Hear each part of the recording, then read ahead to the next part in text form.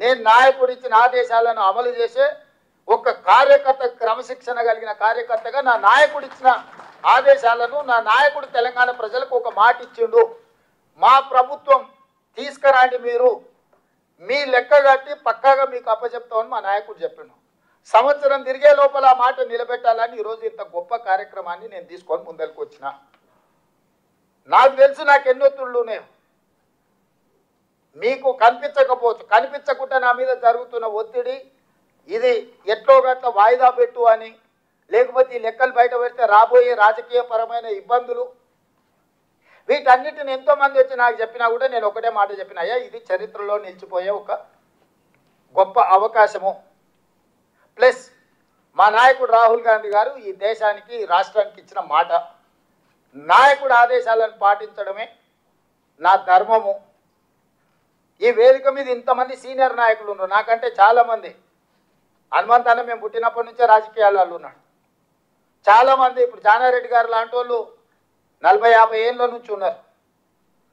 వీళ్ళందరికీ రాని అవకాశం నేను ముఖ్యమంత్రి అయినా. వీళ్ళందరికీ రాని అవకాశం నాకు ముఖ్యమంత్రి అయ్యే అవకాశం చిన్న వయసులో వచ్చింది. ఎందుకు వచ్చింది? ఆనాడు ఆ నాయకుడితోనైనా నాయకుడు ఏం కోరుకుంటాడో, నాయకుడు ఏం ఆదేశిస్తాడో 100% నాయకుడి ఆదేశాల మేరకు, పార్టీ నిర్ణయం మేరకు పనిచేసిన కాబట్టి నాకు అవకాశాలు వచ్చినాయి. ఈనాడు కూడా కాంగ్రెస్ పార్టీ, మన నాయకుడు రాహుల్ గాంధీ గారు 100% ఇది అద్భుతంగా చెయ్యాలని వారు కోరుకుంటున్నారు. రాహుల్ గాంధీ దేశం ప్రజల ముందు ఈ విషయంలో ఒక మాట ఇచ్చిండు. పార్టీ కోరుకుంటుంది, నాయకుడు ఆదేశించిండు, దాన్ని తూచా తప్పకుండా 100% అమలు చేయాలన్నదే నా ఆలోచన. కాబట్టి ఈరోజు దీన్ని పారదర్శకంగా పక్కాగా చేస్తున్నా. ఎవరికైనా ఏమైనా శశపిశలు, అపోహలు, అనుమానాలు ఉంటే పక్కన పెట్టండి. ఈరోజు మనం చేసిన లెక్క 100% పక్కా. ఎవడు ఏం చెప్పినా నమ్మకండి మిత్రులారా. ఇవాళ మీరు ఈ లెక్కను తప్పు వాటి రటిగా దేశంలో లెక్కనే లేదు, పోల్చడానికి లెక్క లేదు, భవిష్యత్తులో ఎవరు చేయరు. ఇక ఏ రకంగా మేము ఇంతమంది ఉన్నామని మీరు కొట్లాడతారు నాకు చెప్పండి. ఇవాళ ఈ అవకాశాన్ని మీరు వదులుకుంటే ఇక మళ్ళీ అవకాశం వస్తుందని నేను చేయడానికి వేరే ప్రక్రియ లేదు.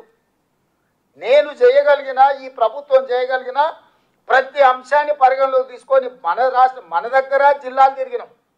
డెడికేటెడ్ కమిషన్ భూసాని వెంకటేశ్వరరావు గారిని వేసిన ఒక BC IAS, BC commission G Niranjan గారిని కాంగ్రెస్ పార్టీ క్రమశిక్షణ కలిగిన నాయకుని బీసీ కమిషన్ చైర్మన్ చేసినాం.